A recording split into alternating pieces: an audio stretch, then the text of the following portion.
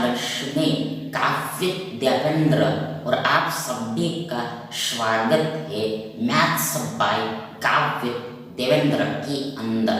तो आज हम पढ़ेंगे जियोमेट्री यानी कि ज्यामिति। तो उसमें फर्स्ट क्वेश्चन ऐसा है कि ट्रायंगल एबीसी एक समबाहु त्रिभुज है यानी कि इक्विलैटरल ट्रायंगल तथा सीडी कोण सी यानी एंगल सी का आंतरिक द्विभाजक है, इंटरनल बाइसेक्टर। यदि डीसी को ई तक बढ़ाया गया यानी इंक्रीज किया गया कि so that such that AC बराबर सीई है, तब ध्यान एंगल सीएई का होगा 45, 75, 30 एंड 15।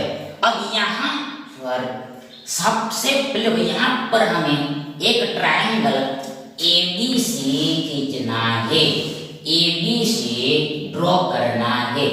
ए बी सी ये हो गया हमारा त्रिभुज एबीसी, ट्रायंगल एबीसी। अरे देखो ये ट्रायंगल समबाहु है, ये त्रिभुज समबाहु है। दिस ट्रायंगल इक्विलैटरल है, इक्विलैटरल पर तीनों साइड बराबर है। AB बराबर BC बराबर AC है, AB बराबर BC बराबर AC है। तो इसका दूसरा मतलब ये भी हुआ कि तीनों कोण बराबर बराबर का होगा, तीनों एंगल बराबर बराबर का होगा। और हमें पता है कि 60 और 60 का होगा, 60 का होगा, 60 का होगा। मतलब तीनों कोणों का योग 180 होता है। 60 120, 120 और 60 180 हो जाएगा। मतलब समबाहु त्रिभुज में तीनों कोण, तीनों के तीनों एंगल 60 के होते हैं। तो आगे दूसरा दिया है कि CD एंगल C का बाइसेक्टर है। मतलब देखो ये हो गया हमारा CD, ये हो गया हमारा CD। ये CD इस C एंगल का बाइसेक्टर है, मतलब कोण अर्धक है। मतलब ये एंगल को आधे आधे में बांट रहा है, हाफ में डिवाइड कर रहा है। मतलब देखो यहाँ पे पूरा C एंगल 60 का, इसका मतलब ये हुआ कि ये 30 में बढ़ जाएगा, 30 में डिवाइड। दैट इज DCA 30 का होगा एंड DC भी 30 का होगा, DC भी 30 का होगा एंड AD देखो ACD ये 30 का होगा, ये भी 30, ये भी 30 का, यानी 30 + 30 60 हो जाएगा। आधे आधे में बढ़े। कौन ऐसा करता है? ये DC करता है। कौन अर्धक करता है? C का आगे देखो यहाँ पर हमें DC को E तक आगे बढ़ाना है। फिर से ये DC है, ये लाइन DC और इससे हमें आगे बढ़ाना है, इंक्रीज करना है। DC को हमने आगे बढ़ाया, इंक्रीज किया। देखो यहाँ पर ये E तक बढ़ाया गया। मतलब मान लो सपोज यहाँ पर पॉइंट E है, यहाँ पर पॉइंट E है। देखो DC को हमने E तक एक्सपेंड किया, विस्तार किया, तो यहाँ पर बिंदु E है। अब ऐसा करने पर क्या होता है? ऐसा करने पर देखो यहाँ पर साफ दिया ये AC बराबर CE होता है, ये AC बराबर C होता है। ये दोनों साइड इक्वल होता है, ऐसा दिया है। ये AC बराबर CE हो रहा है, ऐसा दिया है। अब यहाँ पर हमें एंगल CAE निकालना है। देखो कौन CAE निकालना, यहाँ पर AE का एग्जिस्टेंस कब होगा, अस्तित्व कब? जब हम A and E को ज्वाइंट करेंगे, तब मिलाएंगे तब। बोले यहाँ पर अब हमें A and E को मिलाना है। जो देखो ये थोड़ा सीधा आएगा, स्ट्रेट आएगा, ये रफ है इसे चलता है, ये इधर स्ट्रेट आएगा, सीधा। देखो ये थोड़ा हमें शॉर्ट लिया है इसलिए ऐसा। ये सी शॉर्ट लिया है, इससे देखो ये सी को हमने थोड़ा शॉर्ट लिया इसलिए ऐसा आएगा, ऐसा आ रहा है। बाकी इसको थोड़ा और आगे ले जाओगे तो ये भी थोड़ा एक सीधा स्ट्रेट मिल जाएगा आगे है। ये दोनों स्ट्रेट है। तो यहाँ पर बोला है देखो यहाँ पर एंगल सी ए ई, तो हमें ये एंगल निकालना है, ई ए सी निकालना है, ई ए सी निकल, ये एंगल निकालना है। कैसे निकलेगा, हाउ तो देखो यहाँ पर सीधी सी बात है कि जाहिर सी बात है, देखो ये एक स्ट्रेट लाइन है डी सी ए, लाइन डी सी ए, ये पूरा एक स्ट्रेट लाइन है। अब हमें पता है कि वी नॉट दैट एक लाइन के एक तरफ का पूरा एंगल, कंप्लीट एंगल 180 का होता है, 180 का, यानी यहाँ पर इतना 30 है तो इधर वाला ये इधर जो बाकी का बच्चा है रिमेंस है वो 150 होगा, 150 का होगा। देखो इतना 30 है तो ये दूसरा इतना इतना, ये देखो इतना 30 है तो इतना पूरा 150 होगा, इतना 30 है तो ये पूरा 150 होगा, 150 प्लस 30 180 ये कंप्लीट हो जाता है। इन शॉर्ट यहाँ पर एंगल ए सी ए, चाहे को ई सी ए, ये एंगल 150 का है। ट्रायंगल ए सी ई में, त्रिभुज ए में ये एंगल सी एंगल यानी ये ए एंगल 150 का है। अब हमें निकालना है ये एंगल, कैसे निकलेगा, हाउ टू। अब देखो यहाँ पर ये त्रिभुज में, ये त्रिभुज ए सी ई में देखो यहाँ पर ये दो साइड बराबर है, दो भुजा बराबर है, ये ए सी एंड सी बराबर है। तो इसका मीनिंग ये हुआ कि दो एंगल भी इक्वल होगा। कौन सा, सामने वाला, ऑपोजिट वाला, मतलब ये सब भुजा के सामने वाला एंगल ये है। कौन सा एंगल, सी ई ए। और देखो आगे इस सी ई भुजा के सामने वाला एंगल यानी ऑपोजिट एंगल ये ए है, यानी एंगल सी ए ई है, यानी एंगल सी ई ए सी है। देखो ई ए सी है, ई ए सी मतलब इस त्रिभुज में ये दोनों एंगल, दोनों कोण बराबर होगा, इक्वल होगा, सी ई ए एंड सी ए ई। ये दोनों एंगल कैसे निकलेगा, हाउ तो देखो हम यहाँ पर हमें पता है कि तीनों कोणों का योग 180 होता है। ध्यान देखो आगे ये 180 में से हम 150 को माइनस करें तो हमें 30 मिलेगा, 30 मिलेगा। फिर से एक बार, तीनों कोणों का योग 180, 180 में से हमने 150 को माइनस किया तो हमें 30 मिलेगा, यानी ये दोनों एंगल्स को मिलाकर 30 होगा, ये दोनों एंगल्स को मिलाकर 30 होगा। अब हमें पता है कि ये दोनों एंगल इक्वल इक्वल, इसलिए 30 आधे आधे में बढ़ते हैं। 30 का आधा 15 होता है, 15 होता है। मतलब आपसे पूछे एंगल सी ई ए यानी ये एंगल, चाहे पूछे सी ए ई यानी ये एंगल 15 का ही होगा, 15 का ही होगा। इन शॉर्ट यहाँ पर ये एंगल सी ए ई यानी ये एंगल 15 का होगा, 15 का होगा, 15 का होगा, 15 का होगा। मतलब विकल्प डी हमारा सही विकल्प है।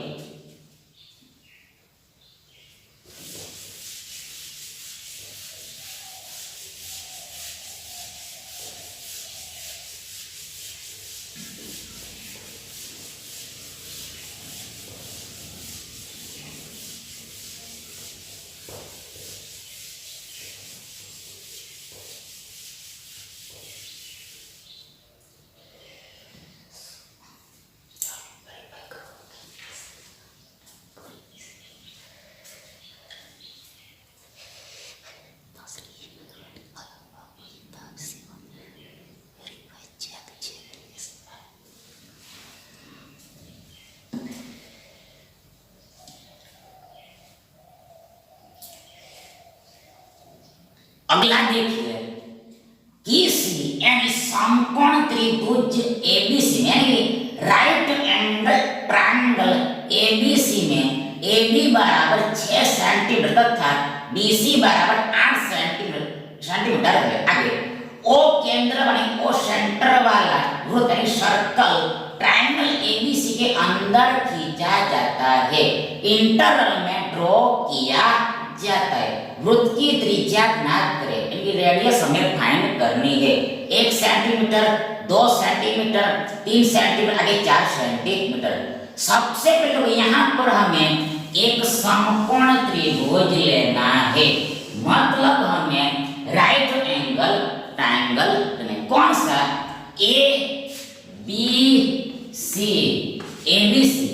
लेना है। देखो यहाँ पर समकोण त्रिभुज हमें ABC लेना है।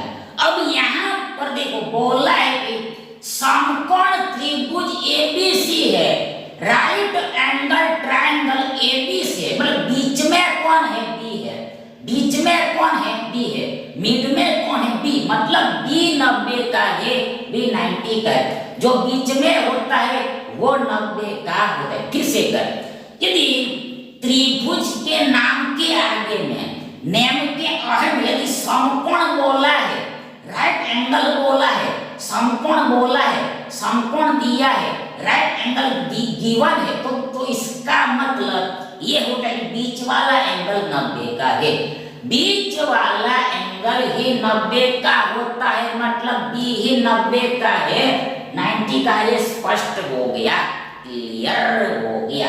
अब दूसरा दिया है ए बी यानी ये साइड 6 सेंटीमीटर का है, 6 सेंटीमीटर का, आगे बीसी यानी ये 8 सेंटीमीटर का साइड है, दिस इज बीसी 8 सेंटीमीटर का है, 8 सेंटीमीटर का है। अब यहाँ पर हमें देखो यहाँ पर देखो हमें भी ओ केंद्र वाला वृत्त खींचना है, ओ केंद्र वाला वृत्त इस ट्रायंगल के अंदर खींचना है, मतलब ये वृत्त ऐसा आएगा, ऐसा ड्रॉ, ऐसा आएगा वृत्त, ऐसा थोड़ा टेढ़ा हो गया, पर देखो ये देखो ये गोल ही आएगा, ये थोड़ा टेढ़ा हो गया, ये गोल ही आएगा। सर्कल ऐसा देखो, सर्कल जो आएगा वो साइड्स को टच करते हुए आएगा, ये तीनों साइड्स को टच करते हुए आएगा, छूते हुए बनेगा, ये तीनों साइड्स को छूते हुए बनेगा, टच करते हुए बनेगा।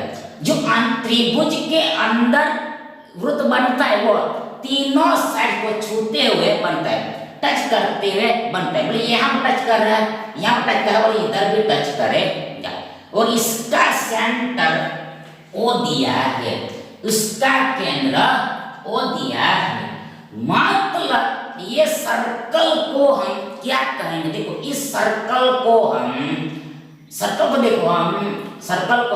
देखो इसको हम अंतः केंद्र बोलेंगे, देखो इसको अंतः केंद्र बोलते हैं, अंतःवृत्त बोलते हैं, इस वृत्त को अंतःवृत्त बोलते हैं, इस वृत्त को अंतःवृत्त जो त्रिभुज के अंदर साइड्स को छूते हुए बनता है उसको अंतःवृत्त बोलते हैं। और ये केंद्र इंग्लिश में इंटरनल सर्कल बोलते हैं, इन सर्कल बोलते हैं, और इस सेंटर को इन सेंटर बोलते हैं, यानी अंतः केंद्र बोलते हैं, और इसकी त्रिज्या को यानी कि रेडियस को त्रिज्या को यानी कि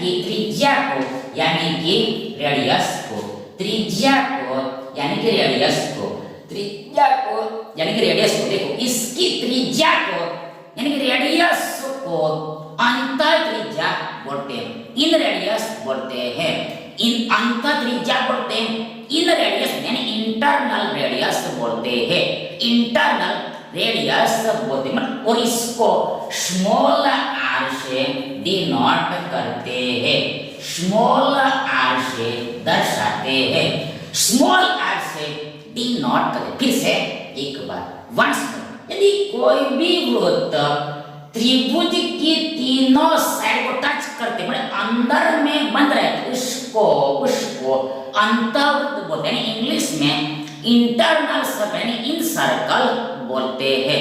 इन सर्कल या फिर इंटरनल सर्कल बोलते हैं और इसके सेंटर को इन सेंटर बोलते हैं, अंत केंद्र बोलते हैं। और इसकी रेडियस यानी त्रिज्या को अंत त्रिज्या बोलते हैं। इन रेडियस बोलते यानी कि इंटरनल रेडियस भी बोलते हैं। इंटरनल रेडियस भी बोलते हैं। इसे स्मॉल आर से डिनोट करते हैं, स्मॉल आर से डिनोट करते हैं। मतलब ये त्रिज्या हो गया। यदि हमने वृत्त के ऊपर कोई बिंदु लिया और ये बिंदु को हमने केंद्र से मिला, जो लाइन बनेगा वो ही त्रिज्या होता है, रेडियस होता है। अब यहाँ पर हमें ये आर ही निकालना है, ये त्रिज्या निकालना है। देखो यहाँ पर ये त्रिभुज समकोण है, ये ट्रायंगल राइट एंगल है, ये त्रिभुज समकोण है, ये ट्रायंगल राइट एंगल। इसके लिए यहाँ पर स्पेशल फॉर्मूला होता है, खास सूत्र होता है। सूत्र देखो R बराबर इक्वल लंब प्लस आधार माइनस कर्ण ओल बट्टा 2 होता है। देखो ये R निकालने का फॉर्मूला सूत्र लंब प्लस आधार माइनस कर्ण पूरे के बट्टे में 2 होता है। Small r equal to perpendicular plus base minus hypotenuse all divided by 2 होता है। अब आगे बढ़ रहा है, यहाँ पर लंब यानी परपेंडिकुलर को ये 6 है 6 है प्लस आधार में बेस ये 8 है माइनस कर्ण यानी कि हाइपोटेन्यूस हमें 90 के सामने 90 के ऑपोजिट कर्ण होता है हाइपोटेनस होता है। AC यहाँ पर हाइपोटेनस के कर्ण, हमें AC निकालना पड़ेगा, कर्ण निकालना पड़ेगा।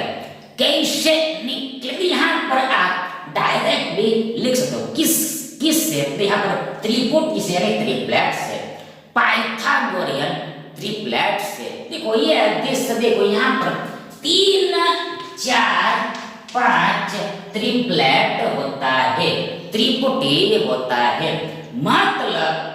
मतलब राइट एंगल ट्रायंगल में यानी समकोण त्रिभुज में सबसे बड़ी भुजा का वर्ग बाकी की 2 भुजाओं के वर्ग के योग के बराबर होता है, इसलिए ट्रिप्लेट है।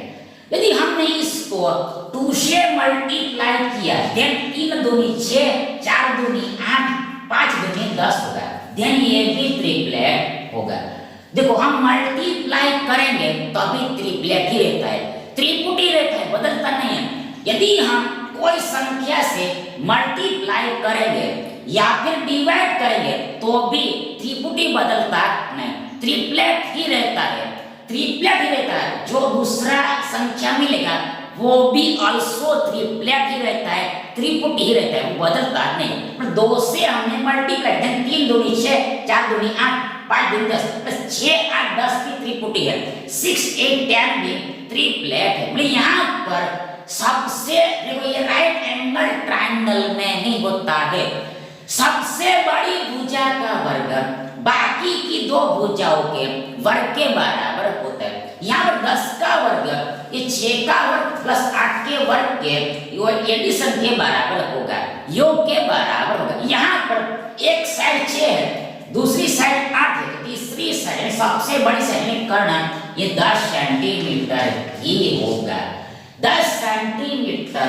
ही होगा। तो यहाँ पर 10 आएगा 10 आएगा। इन सबसे बड़ी भुजा यानी कर्ण फिक्स रहता है वो 10 ही रहेगा, जबकि 6 8 बदल सकता है, मतलब 6 यहाँ भी रह सकता है, ये 6 यहाँ भी रह सकता है। इन शॉर्ट ये 6 आपका लंबी हो सकता है या फिर ये 6 आपका आधार भी हो सकता है। यदि ये आपको डायरेक्ट याद नहीं है तो यहाँ पर आपको लगाना पड़ेगा पाइथागोरस प्रमेय। मतलब कर्ण का वर्ग यानी यहाँ पर AC का देखो, यहाँ पर AC का वर्ग बराबर इक्वल बाकी की 2 साइड्स यानी देखो ये 6 का वर्ग प्लस 8 के वर्ग के योग के बराबर होगा। ये 6 का वर्ग प्लस 8 के वर्ग के योग के बराबर होगा। फिर से कर्ण का वर्ग यानी AC का वर्ग बराबर इक्वल बाकी की दो सेट में 6 और 8 के वर्ग के एडिशन के इक्वल होता है। आगे बराबर इक्वल 6 का वर्ग 36 36 प्लस 8 का वर्ग 64 64। आगे 64 और 36 100 देखो 6 होगा 100 होगा 100 होगा। तो यहाँ पर ये AC के वर्ग बराबर 6 है तो AC बराबर अंडर रूट 6 होगा। किससे यहाँ पर 6 मिला यानी AC का वर्ग बराबर 6 हमें चाहिए AC तो AC बराबर अंडर रूट 6 होगा। मतलब एक तरफ वर्ग हटा तो दूसरी तरफ वर्गमूल लगा। 100 का वर्गमूल 10 होता है क्योंकि हमें पता है कि 10 का वर्ग 100 होता है इसलिए उल्टा 100 का वर्गमूल 10 होता है। AC 10 है AC 10 है AC 10 करना 10 है। सबसे बड़ी भुजा बिगेस्ट साइड tan सेंटीमीटर है tan सेंटीमीटर। आगे बट्टा में पूरे बट्टा में 2 इक्वल बराबर से 8 14 माइनस 10 बट्टा 2 14 माइनस 10 4 हो गया वो बट्टे में तो यहाँ पर 2 दूने 4 हो जाए। यहाँ पर हमें 2 मिलेगा यानी 2 सेंटीमीटर मिलेगा। यूनिट यानी इकाई सेंटीमीटर यानी इसका त्रिज्या यानी कि रेडियस देखो 2 सेंटीमीटर होगा 2 सेंटीमीटर होगा। यानी विकल्प बी हमारा सही विकल्प है।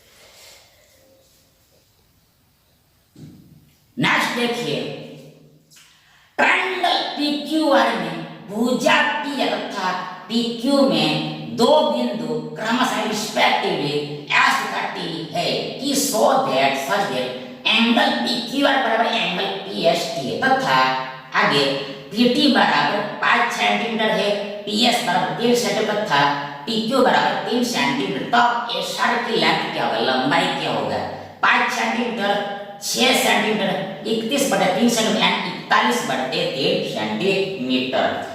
सबसे पहले यहाँ पर ये हमें ट्रायंगल PQR खींचना है। ट्रायंगल PQR खींचना है त्रिभुज PQR खींचना है। हमें ट्रायंगल PQR खींचना है। ट्रायंगल PQR खींचना हमने खींचा। आगे भुजा P देखो यहाँ पर उल्टा दिया है पहले इसको बोला है बाद में इसको बोला है ये ध्यान रखना है। पहले P है आगे PQ यानी ये 2 बिंदु क्रमशः है S तथा T है मतलब S इधर लेना है तो T इधर लेना है। यदि आपने उल्टा ले लिया T इधर S इधर ले लिया वो T इधर लिया तो गलत होगा। देखो PR पर हमें S बिंदु लेना है। दूसरा इधर PQ पर हमें T बिंदु लेना है। देखो T बिंदु हमने लिया इधर T लिया तो आगे अब हम क्या करते हैं अब हम देखो यहाँ पर देखो हमने 2 बिंदु लिया PR पर S बिंदु लेना है एंड PQ पर T बिंदु लेना है ऐसा दिया है गिवन है ऐसा दिया है अगर दूसरा दिया है कि एंगल PQR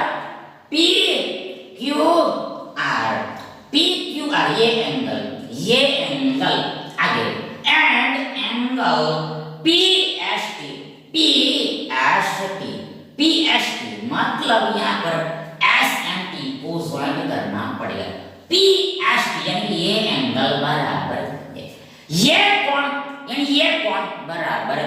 आगे दूसरा सेकंड पीटी 5 है, पीटी यानी ये लेंथ 5 है। दूसरा पीएस इधर वाला 3 है। आगे टीक्यू इधर वाला साइड 3 है, ये भी 3 ही है। 3 है तो हमें ऐसा निकाल ये लेंथ निकाल, इसको हम एक्स मान लेते हैं। सपोज एक्स, ये कैसे निकलेगा एक्स?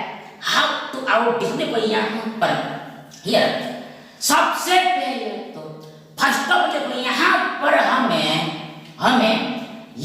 देखो यहाँ पर देखो ये triangle P T S and triangle P QR, मतलब ये छोटा ट्रायंगल यानी ये होल ट्रायंगल मतलब पी क्यूआर है ओरिजिनल ट्रायंगल। तो ये दोनों को हमें सिमिलर प्रूव करना पड़ेगा, समरूप प्रूव करना पड़ेगा। मतलब ये समरूप की है, जो कंडीशन दी हुई उसके हिसाब से दोनों त्रिभुज समरूप हो गए। इसकी हम प्रूफ भी देखेंगे। देखो ये ट्रायंगल पीटीएस मतलब छोटा ट्रायंगल एंड ओरिजिनल ट्रायंगल मूल त्रिभुज पी क्यूआर, ये दोनों समरूप। देखो ये समरूप का साइन है, समरूपता का साइन है, सिमिलरिटी का साइन है। ये पी क्यूआर दोनों समरूप होगा, पीटीएस एंड पी क्यूआर समरूप है। मतलब ये छोटा त्रिभुज ये बड़ा त्रिभुज दिखने में एक जैसा है पर साइज अलग अलग है। ये दोनों त्रिभुज छोटे बड़े दिखने में एक जैसे है पर इसका साइज अलग अलग है। तो इसमें क्या होता है? देखो इसमें संगत कोण बराबर होता है, कॉरेस्पॉन्डिंग एंगल इक्वल होता है। और देखो इसमें साइड बराबर नहीं होता है, इसमें भुजा बराबर नहीं होता है, इसमें संगत भुजा बराबर नहीं होता है, कॉरेस्पॉन्डिंग साइड इक्वल नहीं होता। इसमें क्या होता है? तो इसमें संगत भुजा का अनुपात समान होता है, कॉरेस्पॉन्डिंग साइड का रेशियो इक्वल होता है न कि साइड। रेशियो इक्वल होता है न कि साइड और कोण तो बराबर ही होता है। तो इसका हम प्रूफ देखते हैं, साबिती देखते हैं। मतलब देखो एक त्रिभुज ये है और दूसरा ये बड़ा है। सबसे पहले देखो यहाँ पर ये दोनों त्रिभुज में ये पी एंगल कॉमन है, पी एंगल कॉमन है, मतलब पी दोनों में बराबर है, इक्वल है। पी दोनों के लिए समान है, बराबर है, इक्वल है। मतलब देखो इस त्रिभुज का पी और बड़े त्रिभुज का पी दोनों इक्वल, कोण एंगल पी कॉरेस्पॉन्डिंग एंगल संगत कोण बराबर है, इक्वल है। एक ही है तो सीधी सी बात है बराबर ही होगा। आगे दूसरा, इस छोटे ट्रायंगल में हमें कैस में दिया हुआ है तभी ये समरूप साबित होगा। तो यहाँ पर कैस में दिया है, ऑलरेडी दिया है। देखो यहाँ पर ये एस एंगल यानी ये क्यू एंगल इक्वल है, ये एस एंगल यानी ये क्यू एंगल इक्वल है। मतलब इस ट्रायंगल में ये एस आएगा तो इसमें ये क्यू आएगा। मतलब एस के संगत क्यू है, एस के कॉरेस्पॉन्डिंग क्यू है, ये दोनों एंगल बराबर है। और लास्ट में हमें पता है कि वी नॉट त्रिभुज के तीनों कोणों का योग 180 होता है। तो यहाँ पर देखो ये दोनों में बराबर है और ये भी बराबर है। सीधी सी बात है, ये जितना एंगल होगा उतना ही ये आर एंगल होगा, जितना टी एंगल होगा उतना ही आर एंगल होगा, जितना टी एंगल होगा उतना ही आर होगा। ये दोनों भी अल्सो समान होगा, ये दोनों भी बराबर होगा। फिर से एक बार देखो ये दोनों में कॉमन है, ये सेम हो गया, ये भी बराबर, तीसरा भी बराबर होगा किसके हिसाब से, किसके अकॉर्डिंग, ये 180 के हिसाब से 180 डिग्री के अकॉर्डिंग। तो यहाँ पर इस समय ये टी एंगल और बड़े में देखो यहाँ पर आर एंगल बराबर है, मतलब यहाँ पर टी के कोरस्पॉन्डिंग आर बराबर है, टी के संगत आर एंगल बराबर, एंगल टी के कोरस्पॉन्डिंग एंगल आर इक्वल है। मतलब यहाँ पर देखो देखो देखो ट्रिपल ए के नियम से हिसाब से, ट्रिपल ए के रूल के देखो, ट्रिपल ए रूल से, ट्रिपल ए रूल से मतलब एंगल नियम से, यानी कौन नियम से, ये दोनों यानी छोटा और ओरिजिनल ट्रायंगल त्रिभुज समरूप होगा, सिमिलर होगा। मतलब ट्रिपल ए का मतलब तीनों कोरस्पॉन्डिंग एंगल इक्वल, देखो यहाँ पर P के देखो P के कोरस्पॉन्डिंग P एंगल बराबर है, S एंगल के कोरस्पॉन्डिंग Q एंगल इक्वल है, T के कोरस्पॉन्डिंग एंगल R इक्वल। फिर से देखो ये P के कोरस्पॉन्डिंग P खुद है दोनों में, आगे S के कोरस्पॉन्डिंग इसमें Q है, ये दोनों बराबर, लास्ट में ये S देखो यहाँ पर, देखो यहाँ पर, देखो यहाँ पर T है, देखो ये T है, इसमें T है और इसमें R है, ये T एंड R बराबर है, देखो S एंड Q बराबर है, P तो ऑलरेडी है, दोनों में कॉमन है। तो इस नियम के हिसाब से ये दोनों त्रिभुज क्या हो गया, समरूप हो गया, सिमिलर हो गया, समरूप हो गया, सिमिलर हो गया।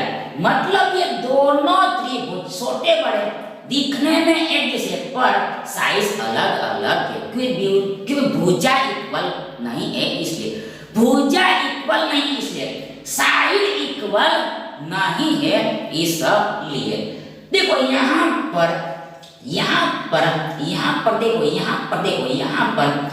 देखो अब हमें देखो यहाँ पर रेशियो लिखना पड़ेगा, साइज का रेशियो लिखना पड़ेगा। ये समरूप हो गया दोनों त्रिभुज, तो आगे ये साइज का रेशियो समान होगा, इक्वल होगा। कॉरस्पॉन्ड देखो ये दोनों त्रिभुज सिमिलर प्रूव हो गया, इसलिए स्पष्ट हो गया कि संगत भुजा का रेशियो बराबर होगा, कॉरस्पॉन्डिंग साइड्स का रेशियो इक्वल होगा। पर ये रेशियो को हम कब लिख सकते हैं, कब लिख सकते हैं, तो जब यहाँ पर संगतता सही हो तब, संगतता सही हो तब, कॉरस्पॉन्ड सही हो तब। तो ये हमने ऑलरेडी पहले से सही ही लिखा है, राइट ही लिखा है। मतलब P एंगल के कॉरस्पॉन्डिंग P एंगल बराबर है, S के कॉरस्पॉन्डिंग Q बराबर है, T एंगल के कॉरस्पॉन्डिंग R एंगल बराबर है। मतलब यहाँ पर संगतता देखो संगतता महत्व ये है, संगतता का इंपॉर्टेंस है। मतलब यदि हम ये दोनों त्रिभुज यानी छोटे बड़े को हम समरूप बोलना चाहे, सिमिलर बोलना चाहे, तो हम कहीं से भी बोल सकते। देखो हम ऐसा भी बोल सकते, देखो ये PST यानी PQR समरूप है। हम ऐसा भी बोल सकते कि TSP एंड यहाँ पर RQP समरूप है, ऐसा भी हम। आगे दूसरा PTS एंड QPR समरूप है, ऐसा भी बोल सकते हैं। आगे दूसरा SPT एंड RPQ बराबर है, ऐसा भी बोलने को तो हम कुछ भी बोल सकते हैं। समरूप देखो हम समरूप बोलना चाहे, सिमिलर बोलना चाहे, तो हम कहीं से भी बोलना चालू कर सकते हैं, कहीं से भी हम स्पीक करना स्टार्ट कर सकते हैं। पर हमें यदि ये रेशियो लिखना हो, साइड्स का रेशियो लिखना हो, अनुपात लिखना हो, तब यहाँ पर गड़बड़ हो जाता है। तो उसके लिए यहाँ पर संगतता लिखनी होती है, कॉरस्पॉन्ड लिखना होता है। मतलब संगत एंगल बराबर होना चाहिए, कॉरस्पॉन्ड एंगल इक्वल होना चाहिए। मतलब संगतता यहाँ पर ये है।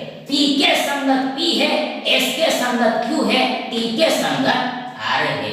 ये छोटे बड़े त्रिभुज में ये संगतता का साइन होता है, कॉरस्पॉन्डेंस का साइन होता है, संगतता का ये साइन चिन्ह होता है। शायद आपने देखा ही होगा, ना देखा है तो अब देख लो, ये संगतता का साइन है। तो अब ये संगतता पर से ये अब आगे देखो, यहाँ पर हमें रेशियो लिखना है, अनुपात लिखना है। मतलब ये दोनों त्रिभुज समरूप है, इसलिए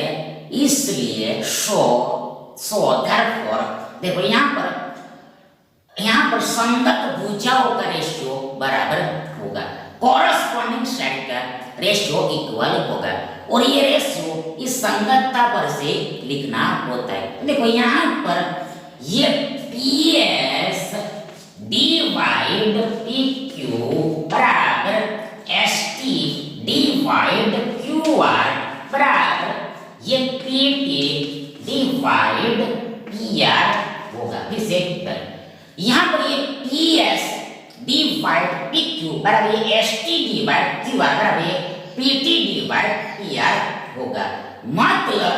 मतलब संगत भुजाओं का रेशियो, संगत भुजाओं का रेशियो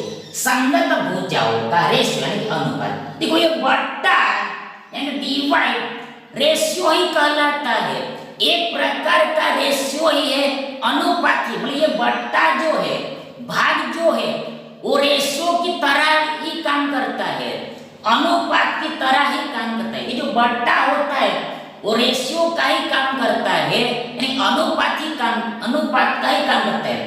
ये बट्टा अनुपात का काम करता है। मतलब अनुपात यानी रेशियो, एक तरह का बट्टा ये होता है, डिवाइड होता है, भागे होता है। मतलब यहाँ पर PS के संगत PQ है, देखो PS इसके संगत ये PQ, किसे ये PS PQ ये पूरा, तो इसके संगत ये पूरा है, तो ये संगत भुजाओं का रेशियो मतलब PS डिवाइड PQ बराबर इक्वल। आगे इस ट्रायंगल में ST यानी ये भुजा, थर्ड भुजा तीसरी साइड, थर्ड भुजा तीसरी साइड, देखो ये ST और इसमें बड़े में ये QR का रेशियो, अनुपात, रेशियो बट्टा मतलब रेशियो अनुपात बराबर होता है। इस ट्रायंगल में ST ये भुजा और ये बड़े में ये QR, तो ये दोनों का रेशियो इसके बराबर होगा। आगे इसी प्रकार ठीक इस बड़े छोटे में ये PT यानी कि ये भुजा और इसके अनुरूप बड़े में PR, देखो PR, ये PT, इसमें PT आ गया, इसमें PR मतलब ये थर्ड साइड, ये बड़ी भुजा PR का रेशियो अनुपात बराबर होगा। ये तीनों बराबर होता है, इक्वल होता है। फिर से एक बार वंस देखो यहाँ पर संगत दोनों त्रिभुज में, छोटे बड़े में संगत भुजाओं का रेशियो बराबर है।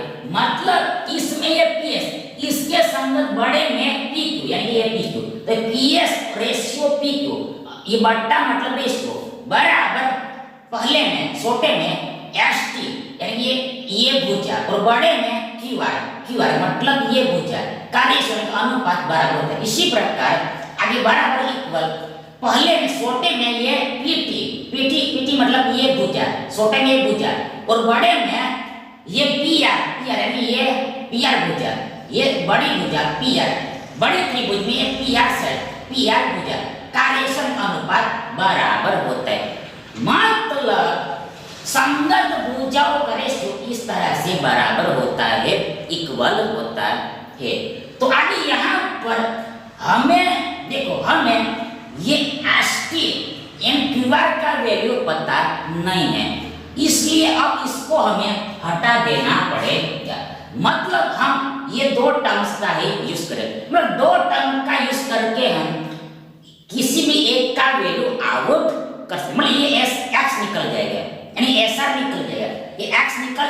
एसआर आउट हो जाएगा। ध्यान देखो यहाँ पर हियर, यहाँ पर हियर पीएस, तो ये पीएस 3 है बटा पीक्यू, तो ये पीक्यू ये पूरा लंबाई 5 + 3 8 है इक्वल बराबर ये पीटी, तो पीटी यहाँ पर पीटी ये 5 है बटा पीआर, तो पीआर मतलब ये पूरा ले 3 + x है 3 + x है, तो आगे पर यहाँ पर हमें क्रॉस मल्टीप्लाई करना पड़ेगा, चौकड़ी गुणा करना पड़ेगा। ध्यान दे यहाँ पर ये 3 गुणा 3 + x बराबर यहाँ पर 8 गुणा 5 होगा। देखो इधर 3 गुणा 3 + x बराबर 8 गुणा 5 होगा। आगे ध्यान पर यहाँ पर 3 तिया 9 + 3x होगा। देखो यहाँ पर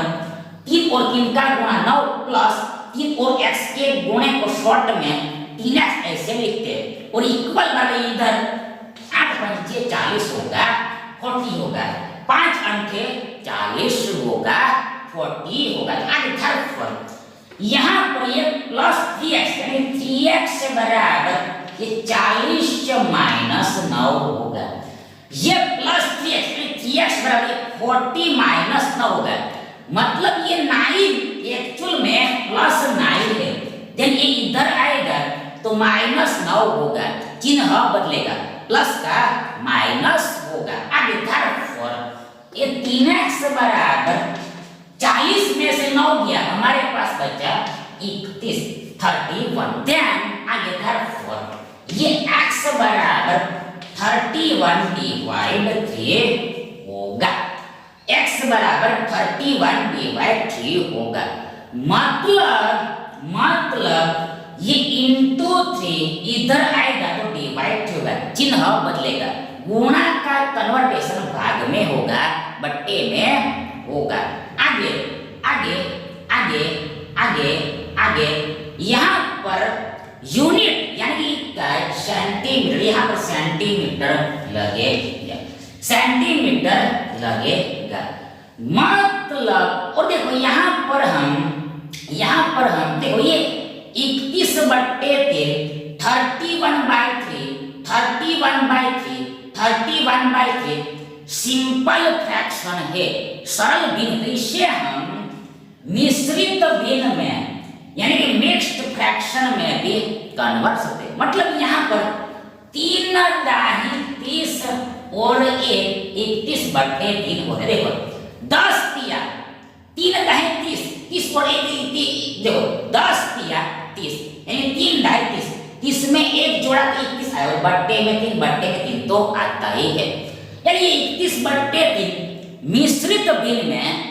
यानी कि मिक्स्ड फ्रैक्शन में 10 6 1/3 होता है, दैट इज 10:1/3 होता है, और ये सेंटीमीटर का सेंटीमीटर, दैट इज x बराबर 31/3 होगा, यानी 10/1/3 होगा, यानी ये SR का लेंथ यानी RS का लेंथ, मतलब S से लेकर R तक की दूरी यानी R से लेकर S तक की दूरी ये 10/1/3 होगी, यानी 31/3 होगी।